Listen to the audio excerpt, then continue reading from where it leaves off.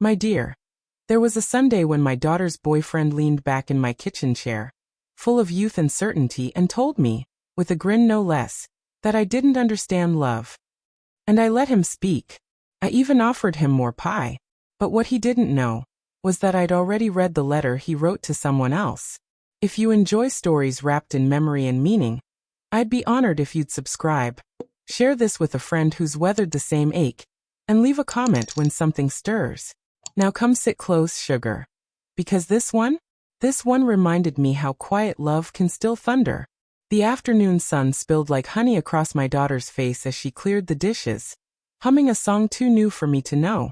Her boyfriend, Sam, sat across from me with his sleeves rolled up, a touch too comfortable in a home not his. We were making small talk, but he had a glint in his eye, the kind men get when they think they've figured something out. I just think love now is different, you know? He said, swirling the last of his sweet tea. Older folks confuse loyalty with love, but love's about passion, fire, being seen. He said it kindly, like he was offering me a gift, his definition shiny and new. But in my cardigan pocket, folded small like a secret, was a letter I'd found tucked in my rose books. Not addressed to my daughter, not written for her eyes, and certainly not written with loyalty in mind. It was a beautiful letter, if only it hadn't been soaked in betrayal. Some mornings when Muffin curls up on the windowsill and the tea kettle sings its familiar tune, I catch myself revisiting the echoes of that day. Not out of bitterness, no, that season has long passed, but out of awe at how swiftly truths can shift the ground beneath us. It had started with laughter, really. My daughter Emily was happy, or so she believed. And as any mother knows, when your child is happy, you try not to squint too hard at the shadows. You try to trust their eyes over your instincts. But one Tuesday, while rearranging the old books in my study, a cream envelope fell out from between the pages of Wuthering Heights. It wasn't mine. The penmanship was delicate, curling, unfamiliar. And when I read the name at the bottom, Sam, I felt something slip inside me, like a loose stone in the path, just waiting to twist the ankle of truth. I didn't rush to tell Emily. Not right away. I needed time to see clearly, to remember how, once upon a time, I too mistook grand words for good intentions. That Sunday, when he said I didn't understand love, I decided to show him what real love looks like when it's protecting someone who doesn't yet see the fire behind the curtain. My daughter Emily was born during the kind of storm that rattles even the bravest men. The power had gone out in the hospital, and the nurses lit candles down the hallways like some sacred procession. I remember holding her for the first time, her tiny hand wrapped around my finger, and thinking, this one's going to carry her own light. And Lord, did she ever. From the time she was little, Emily had a gift for seeing beauty in things others pass by. A cracked teacup, a songbird with a torn wing, even a boy who didn't quite know how to be good to her. We lived a quiet life after her father passed, just the two of us and Muffin, our stubborn old tabby. I taught literature at the high school back then, and Emily would wait for me in the library after class, curled up with a Nancy Drew or sketching something in her little notebook. She was soft-spoken but not weak. There's a difference. When she turned 23 and brought Sam home for Sunday lunch, I smiled and served peach cobbler like I always did. He was handsome in that easy, effortless way that makes young women lose their footing. Broad shoulders, charming laugh, a hint of scruff like he hadn't quite made peace with adulthood yet. Emily looked at him like he'd hung the moon. I wanted to believe it, too. But there were signs, small ones, like crumbs leading back to a story you didn't want to finish.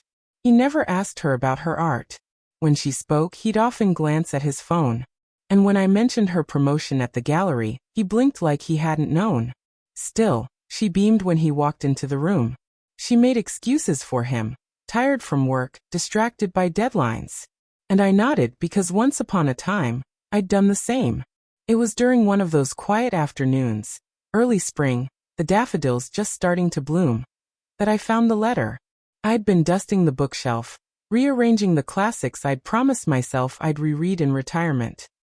Wuthering Heights slipped from my hands, and nestled between its pages was an envelope, unsealed, addressed not to Emily but to Lila. Now, my dear, I don't go prying without reason, but the name alone sent a chill through me. Lila. Emily didn't know a Lila. I unfolded the letter with trembling hands. The handwriting was delicate, like a painter's stroke, and the words, they were poetry. If I hadn't known better, I might have admired them. He wrote to Lila of longing, of late-night talks, of touches remembered. He wrote about confusion, about being caught between comfort and connection. And worst of all, he ended with, "You make me feel seen in ways I didn't know I needed." It was dated 2 weeks prior. That night, I sat on the porch and rocked with Muffin curled beside me. Emily was inside, humming, setting the table for two. I watched the stars come out, felt the cool brush of spring air on my skin, and made a decision. I wouldn't confront him in anger. I wouldn't shout, accuse, or weep. No, I would wait. I would listen. And when the moment was right, I would read that letter aloud. Because sometimes, my dear, the truth doesn't need a spotlight. It just needs to be heard. The next few days moved slow, like molasses in winter. I kept the letter folded in the pages of my journal, right behind a pressed camellia from the garden. Every time I walked past Emily, my heart pulled. She was radiant, full of plans for their future, whispering dreams about apartments with crown molding and French windows. She didn't notice the way he started arriving later, leaving earlier. But I did. One evening, I stood at the sink, washing dishes as twilight gathered its purple shawl around the town. Emily sat on the porch swing, phone cradled to her ear, giggling softly. I didn't ask who she was talking to. I just listened, to the laughter, the lull, the way her voice brightened and then dimmed like a candle flickering against the wind. Sam arrived later that night. No flowers. No apology. Just a careless kiss on her forehead and a quick sorry. Work ran long. His tie was crooked, and there was a lipstick smudge on his coffee cup, not Emily's shade. Still, she smiled. She poured him a drink. She asked about his day. I watched from the doorway, clutching a dish towel, and felt that old ache rise. The one you get when your child's standing too close to a fire they can't yet feel. That Sunday, I set the table early. Emily brought her famous honey rolls, and Sam walked in like he'd lived there all his life, dropping his coat on my heirloom chair. He complimented the roast, complimented the wine, and when the conversation turned to love, as it often does around my table, that's when he said it. You know, Ellie, no offense, but I think people your age have a different idea of love. You confuse comfort with romance. Love should be passionate, spontaneous. Like, being completely known by someone. He looked right at me when he said it, bold as brass. Emily chuckled nervously and tried to steer the conversation elsewhere, but I just smiled. "Oh, honey," I said, folding my napkin. "That's a lovely sentiment. But sometimes love looks less like fireworks and more like showing up. Again and again. Even when it's raining. Even when the thrill is gone." He leaned back in his chair, confident, cocky. "I just think a lot of folks stay together because it's easy. Familiar. That's not real love." I could have ended it there. I could have said nothing and let him go on believing he held the monopoly on romance. But I'd spent too many years watching words unravel lives. And too many nights teaching young minds that the truth, when spoken softly and clearly, could be the most powerful story of all. So I stood, walked to my little writing desk and pulled out the envelope. I laid it on the table like an extra place setting. "This," I said gently, "is your idea of real love?" Emily's face went pale. Some froze. I could see the calculation in his eyes, flickering behind panic and denial. "I found it last week," I continued. "Between Wuthering Heights. Fitting, don't you think?" He reached for the letter, but I held it firm. And then slowly, for my daughter's ears, not his, I began to read. "Dearest Lila. Sometimes I think of you when she's speaking and I feel like a fraud. She's kind, steady, everything a man should want. But you're the song I hum when I'm alone." Emily whispered, "Stop." But her voice trembled, cracked in half. I paused, looked at her. "You sure, baby?" She stared at Sam. "Keep going." So I did. The words turned colder as they went. Beautifully written but hollow. Selfish. They spoke of sparks and confusion, and the kind of justifications that only sound sweet to the one speaking them. When I finished, the silence hung like a noose. Sam opened his mouth. "It was just a..." "Don't," Emily said, her voice firmer now. Don't lie to me while my mama's still holding the proof. He stood, sputtering something about mistakes and timing, but it didn't matter. The table, once warm and full of laughter, had turned into a courtroom. And the verdict was clear. He left. Didn't even take his coat. Emily sat there for a long while, staring at the empty chair he'd left behind. Her hands trembled as she reached for the wine, poured herself a glass, and finally looked at me. "Thank you," she whispered, "for not letting me be the last to know." I walked around the table and held her close. Her tears soaked my cardigan, and I let them. Some truths break hearts, but they also free them. The days that followed felt like living in a house after a fire. Everything was technically still standing. The roof held, the walls stood, but there was a char in the air, and silence where laughter had once lived. Emily stayed in her old room, the one with the stenciled vines and watercolor prints from her teenage years. She moved slow, like her body was carrying more than just grief, like it was carrying shame too. I didn't push her to talk. Some wounds need stillness before they can find words. But I did what I could, brought her tea, folded her laundry, left fresh-cut roses by her nightstand each morning. She didn't cry much, not after that first night. But I'd hear her sometimes, soft sniffles behind a closed door, like she was trying to keep even her sorrow quiet. And the worst part, my dear? That old, familiar self-doubt. I could see it creeping in. Every time she looked in the mirror, every time she reread his messages, searching for some hidden clue she'd missed. One morning she finally asked it. "Mama, was I not enough?" I sat on the edge of her bed, stroked her hair back the way I used to when she had nightmares about monsters under the stairs. "No, baby. You were more than enough. He just wasn't built to hold that much goodness." She nodded, but I could tell the answer hadn't reached her heart yet. Sam tried to reach out, twice. Once by text, once with a knock on the door that I answered. He stood there with a half apology in his eyes and flowers that didn't look like they were bought with conviction. "I just want to explain," he began. "No, sweetheart," I interrupted, calm but firm. "This is where explanations end and accountability begins." He hesitated, then left, turning back just once. But by then, I'd already closed the door. Emily went back to work the next week, shoulders squared but eyes tired. Her co-workers noticed, of course. One asked if she was sick. Another, more blunt, asked if she and Sam were still together. She simply said, "Not anymore," and went on hanging a new exhibit titled Unspoken Things. I visited it the next day, alone, and stood before her centerpiece. A collage of torn letters, wilted petals, and a single mirror cracked down the center. It broke me, but it also told me. She was beginning to speak. Still there were thorns. The kind that show up when you least expect them. Like when she opened her email one night and found a forwarded message from Lila, the other woman. A copy of her reply to Sam. It wasn't cruel. In fact, it was the opposite. It was graceful, honest, and heartbreakingly kind. "Sam, I hope you find what you're looking for. But I won't be the cause of another woman's pain. What you had with her, it deserved more respect. We all did." Emily read it aloud. And when she finished, she didn't cry. She just looked at me and said, "She had more sense than both of us." Sometimes healing doesn't come in one soft moment. It comes in fragments, a message, a painting, a silence finally honored. That night, Emily didn't sleep in her old room. She curled up beside me like she used to during thunderstorms, when the world felt too big.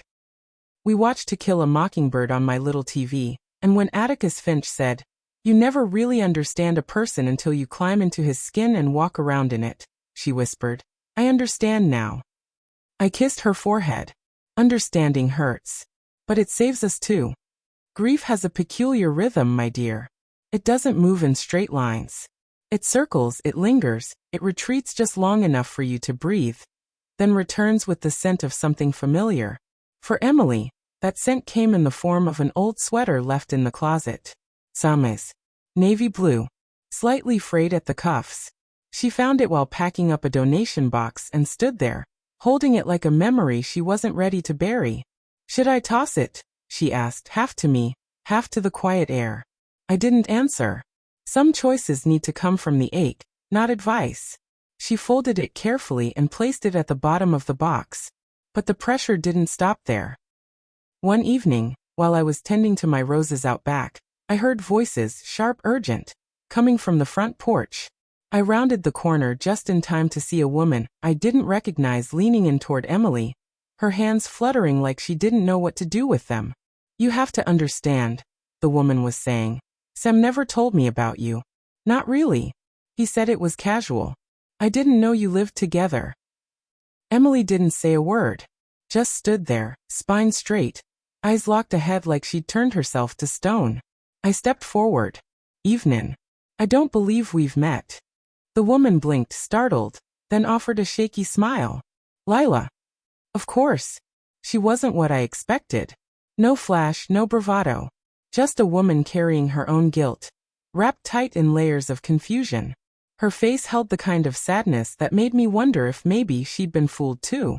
"I only came because I needed to see for myself," she whispered. "To apologize. To say I'm sorry for any pain I caused." Emily's voice was quiet but firm. "Thank you. But I don't need your apology. He does." Lila nodded, tears trembling but unshed. "You deserve better. We both do." And then, like a ghost exorcised, she turned and left, shoes clicking down our path, sorrow trailing behind like perfume. That night, Emily didn't eat much. Just pushed her fork around the plate and stared out the window. Finally, she said, "How do you know if someone's really changed?" I thought about it a moment. When their apology costs them something. Not just words, but time, effort, accountability. She didn't respond, but I saw something shift in her eyes. Not hope. Not yet. But something more dangerous. Consideration. The pressure kept building. Sam's mother called the next day. Now I'll say this, I'd always liked Lorraine. She had a softness about her. The kind that made you believe in potlucks and porch swings. But she was also a mother. And mothers, as you know, will sometimes bend the truth to save their children. "I just thought maybe you could talk to Emily," she said. "Sam's been a mess. He says he made a mistake." I let her speak, listened to every word. And when she was done, I said, "Lorraine, if Sam truly wants forgiveness, he needs to face what he broke. Not have his mama fix it." Silence. Then a soft, "I understand." That evening, Emily came into the living room holding something behind her back. She sat beside me and placed it in my lap, the letter. The same one I'd read aloud. "I want to keep it," she said. "Not to hold on to him, but to remember what I survived." I traced the edge of the paper. "That's brave." She smiled, faint but real. "I'm tired of pretending I'm fine. I'm not.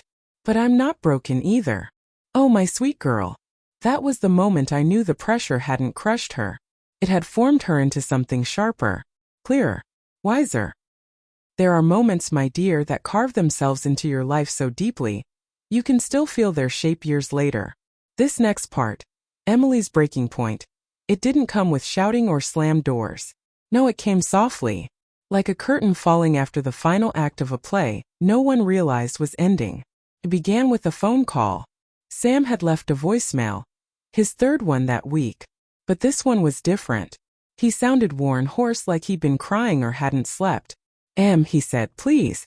I messed up. I know that. But we had something real, didn't we? Please just talk to me. Just once." Emily sat with that message for a whole day. She didn't speak much. Just walked through the house like a ghost wearing her old self. I found her curled on the porch swing that night, knees tucked to her chest, the stars reflected in her eyes. "I thought I'd be angrier," she said. "Sometimes grief dulls the fire," I replied. "But it deepens the ache." She looked at me. "Do you think people can change?" I answered honestly, "Yes. But not always fast enough to save the ones they hurt."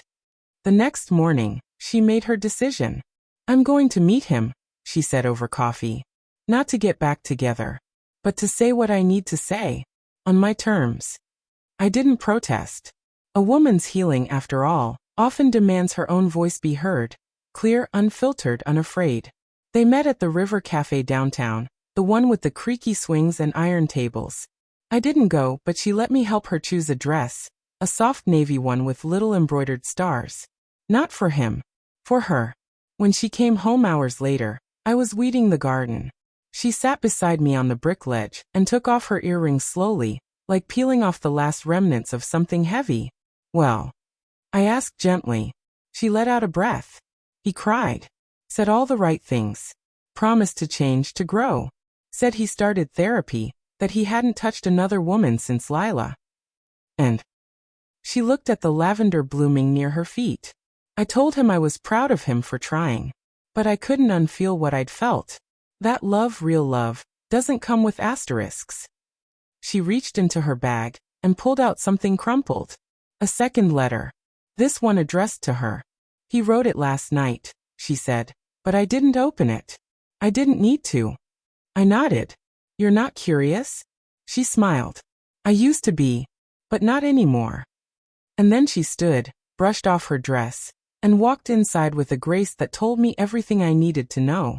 Later that night, while she slept, I sat alone on the porch and opened the letter myself. Not out of nosiness, but out of protection. Out of love. It was long, flowery, apologetic, full of metaphors and regret. But there, in the final paragraph, was the line that broke me. You were the best thing that ever happened to me. I just didn't recognize it until it was too late. He was right. But recognition, my dear, isn't redemption. Trust, my dear, is like a pane of glass. It can take years to shape, polish, make strong, but one sharp crack and it becomes something else entirely. Not gone, no. Just changed. Forever bearing the mark of what broke it. In the weeks that followed Emily's final meeting with Sam, she moved through life like someone walking barefoot across gravel. Slow, measured, never quite certain when the next sharp edge might slice through again. And though she smiled more and laughed sometimes at dinner, I could see it in her eyes. That sacred thing inside her had splintered. It wasn't just about Sam. No, betrayal has a ripple. And it touches places you didn't expect. She began questioning things that had once felt solid. Her own judgment, her worth, even her ability to love again. One morning she came into the kitchen, holding a box of old love letters. Not from Sam, these were from her father. Yellowed, creased, each one folded with the care of a man who meant every word he ever wrote. I don't remember him writing these, she said softly. He wrote them before you were born, I replied. Most of them while he was overseas. He mailed one every week. She flipped through them slowly, tracing the ink with her fingers. They feel different. Simple. True. They were, I said. Your father wasn't a poet, but he never said a thing he didn't mean. That moment hurt more than I expected, because I realized she didn't just miss love. She missed believing in it. And the damage bled into other places too. At work she pulled away. Declined a speaking engagement she'd been thrilled about just months before. At night, she sat sketching pieces she never finished. Half faces. Broken bridges. Clocks with no hands. She even began questioning me. Not cruelly, but with that uncertain edge children sometimes have when their world tilts. Did you ever want to leave him? She asked one night as we watched the fire crackle in the hearth. I knew who she meant. Her father. I paused, staring into the flames. There were hard seasons, I admitted, but never a reason strong enough to make me forget who he was at his core. She nodded. What if I don't know how to see people's cores? I reached over, gently took her hand. Then you wait. You ask hard questions. And you watch not what they say, but what they do when the easy part ends. But trust, real, soul-deep trust, it didn't return that night. Or the next. And then one Sunday after church it happened. A girl from Emily's college days stopped by the house. She was cheerful, unaware, the kind that speaks in bubbles. I saw Sam the other day, she chirped. Didn't realize you two were still together. Emily froze. I watched the blood drain from her face. She smiled, that practiced hollow smile, and said, We're not. The girl stammered, awkward, but Emily nodded and excused herself, retreating to her room without another word. That night, the storm came. Not outside, in her. She sobbed in my arms like a child again. I hate that he still owns space in my story. I hate that I trusted someone who made me feel stupid for doing so. I didn't try to quiet her. I let her rage, let her grief howl like the wind against the shutters. Because sometimes healing requires a full collapse before a rebuild. And that was the moment I saw it. Not just her pain, but her will to rise. Buried beneath the tears, behind the trembling voice, was a young woman learning, in real time, how to reclaim herself. The trust may have shattered, but so had the illusion that she needed someone else to complete her. The house grew quieter after that storm. Not tense, just still, like a breath held too long. Emily kept mostly to herself. She'd rise early, make her coffee in silence, and sit out back with Muffin curled in her lap, watching the garden without really seeing it. There was a softness to her movements, like even her body was unsure how loud it was allowed to be anymore. She'd stopped painting altogether. The brushes sat in a mason jar on her windowsill, stiff with old color. Her sketchbook stayed closed, tucked beneath a stack of magazines she never read. I gave her space. I always have. But I left quiet offerings each day. A slice of warm cornbread, a fresh-cut bloom, a folded poem on her nightstand. One morning, I found the cornbread untouched, the bloom wilted, the poem still folded. That's when I knew. The silence had gone from resting to retreating. It's a lonely kind of hurt, the one that silences you. Not just from others, but from yourself. The part that makes you question whether your instincts are reliable, or whether love was ever what you thought it was. And my daughter, the girl who used to hum as she painted, who once told a boy in 3rd grade that you can't marry someone who doesn't love books. She had become quiet in a way that scared me. One day I sat beside her on the porch swing, both of us staring out at the white roses climbing the fence. She hadn't spoken much all week. I didn't press, but I reached into my apron and handed her something small. A photo of her at age 8, wearing a crown of daisies and a crooked grin, cheeks stained with blackberry juice. She looked at it for a long while, then whispered, "I don't know how to get back to her." I placed my hand over hers. "You don't, baby. She's not where you're headed. But parts of her, her joy, her wonder, they're waiting for you on the other side of this." That afternoon, she took Muffin and drove out to the lake. Alone. Didn't say where she was going. Just said, "I need to be somewhere without echoes." She stayed till after sundown. When she came home, her eyes were swollen but clear. She didn't say much, just wrapped her arms around me and held tight. Some silences, you see, aren't about absence. They're about gathering. About collecting the scattered pieces before speaking again. Emily spent the next few days cleaning. Quietly. Deliberately.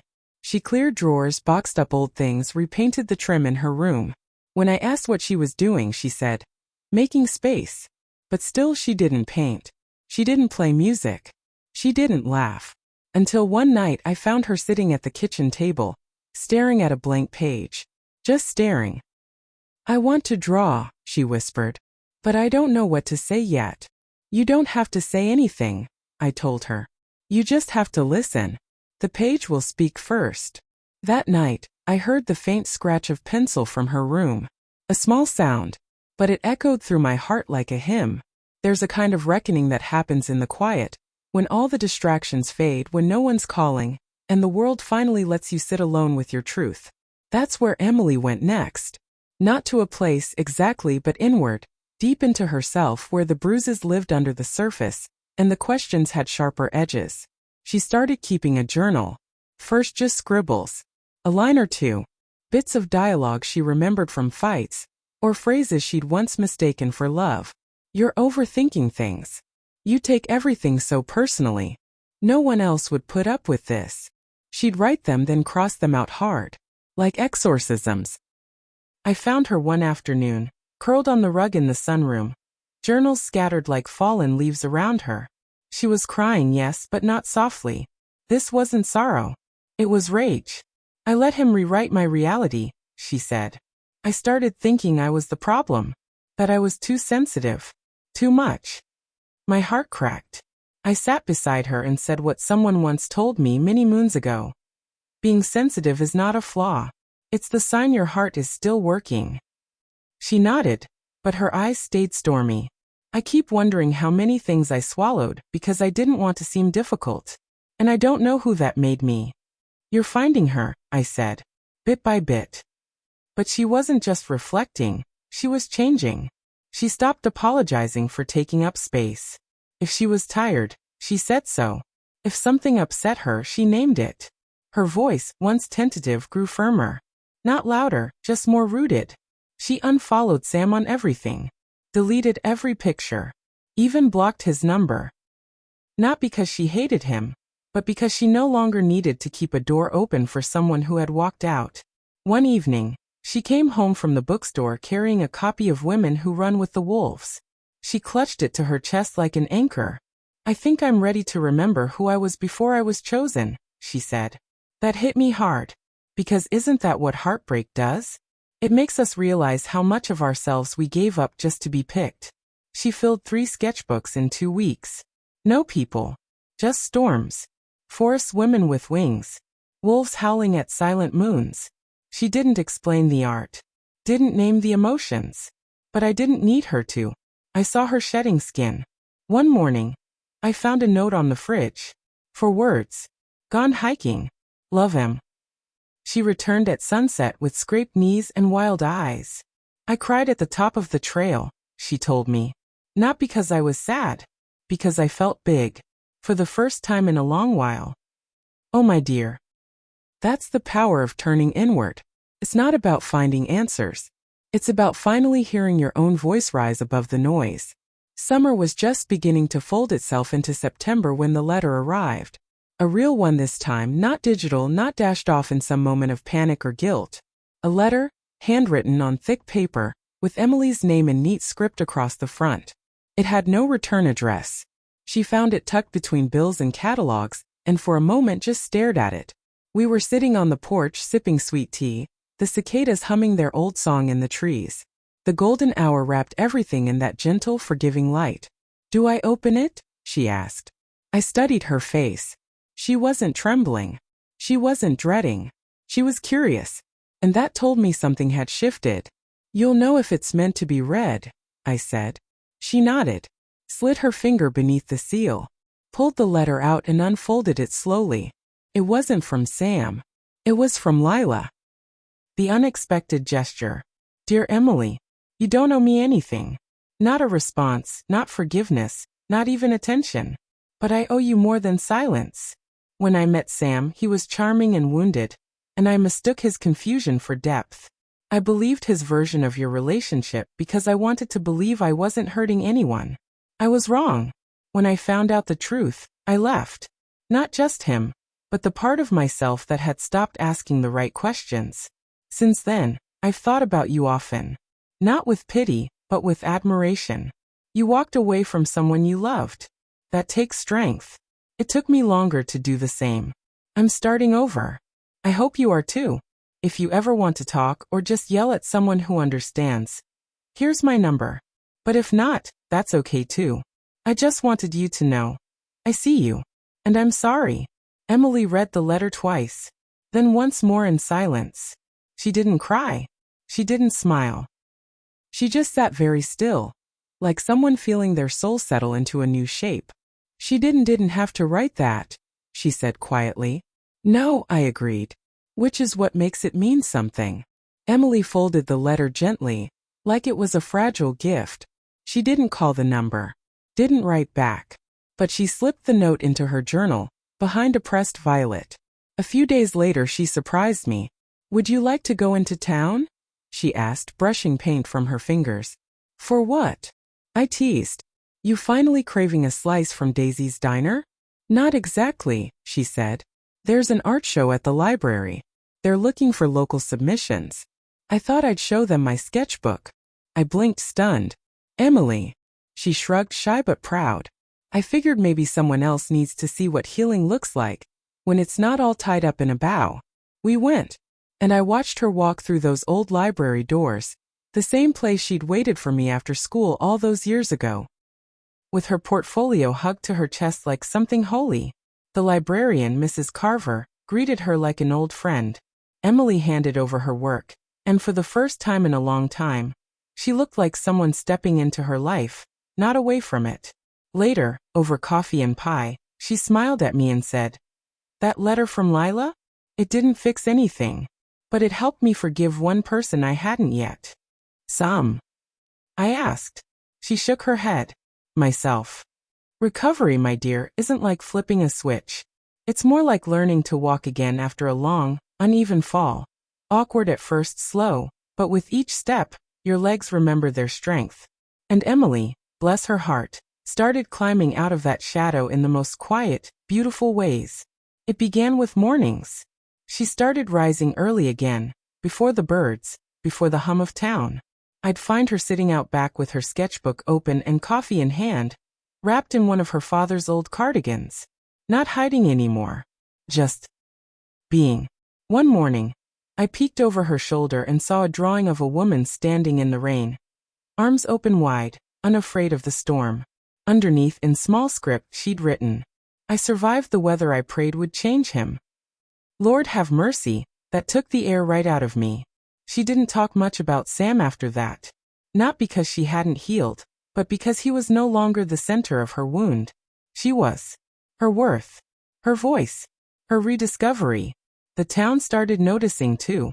At the gallery, she organized a new exhibit titled The Unraveling. Her art was raw, aching gorgeous. Pieces filled with jagged edges and soft light. The night of the opening, she wore a crimson dress and stood beside her work with a quiet pride that didn't need applause. People asked about the themes. Some guessed heartbreak. Others saw resilience. One woman, older, teary-eyed, simply said, "Thank you." Emily just nodded and said, "It's about becoming honest with yourself." That was the night I knew. She wasn't rebuilding the old version of herself.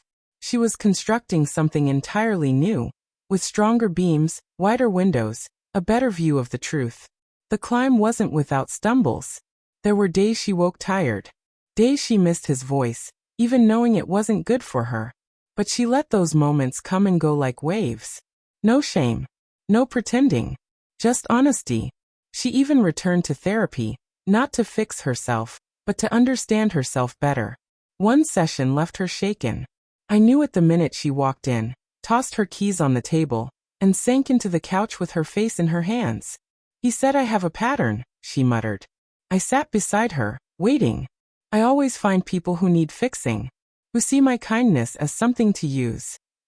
I didn't argue. She wasn't wrong. "But I don't want to be someone who's afraid to love," she whispered. I reached for her hand.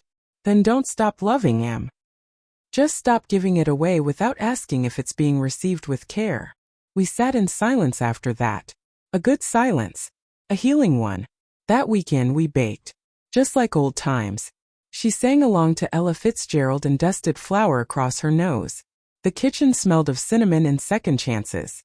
And when the timer dinged, she pulled the pie from the oven and said, "I want to write about it." "About what?" I asked.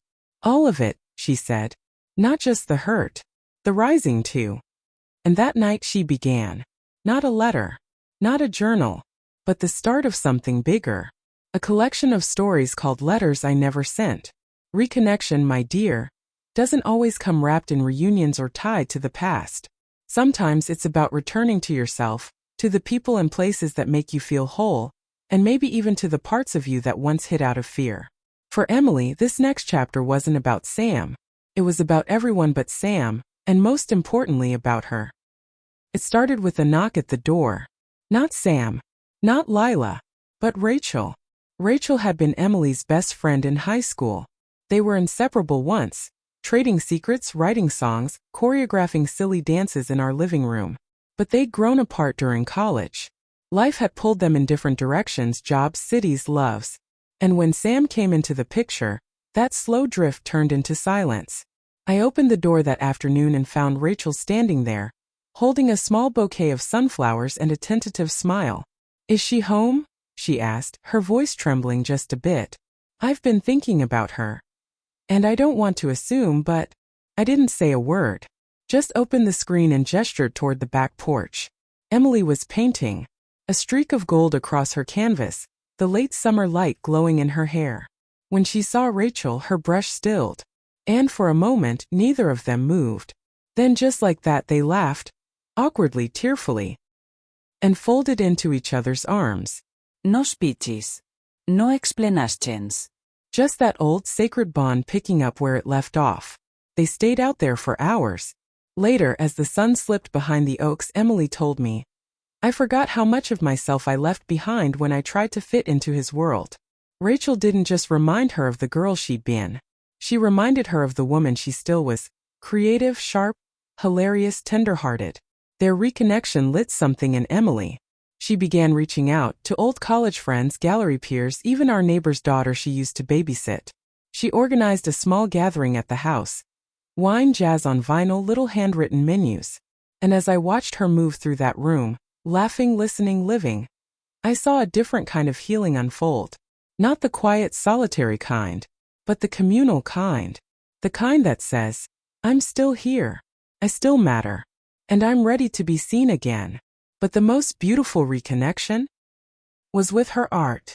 She began offering workshops at the community center, free classes for teenage girls struggling with confidence. She called them Canvas and Courage. The girls adored her. They listened when she spoke of worth and healing and the difference between passion and peace. One Saturday, I sat in the back and watched as a shy girl asked, Miss Emily, were you ever scared to love again after getting hurt? Emily smiled, kneeling beside her. Still am sometimes. But now I know, if I'm going to give my heart, it has to be to someone who knows how to hold it.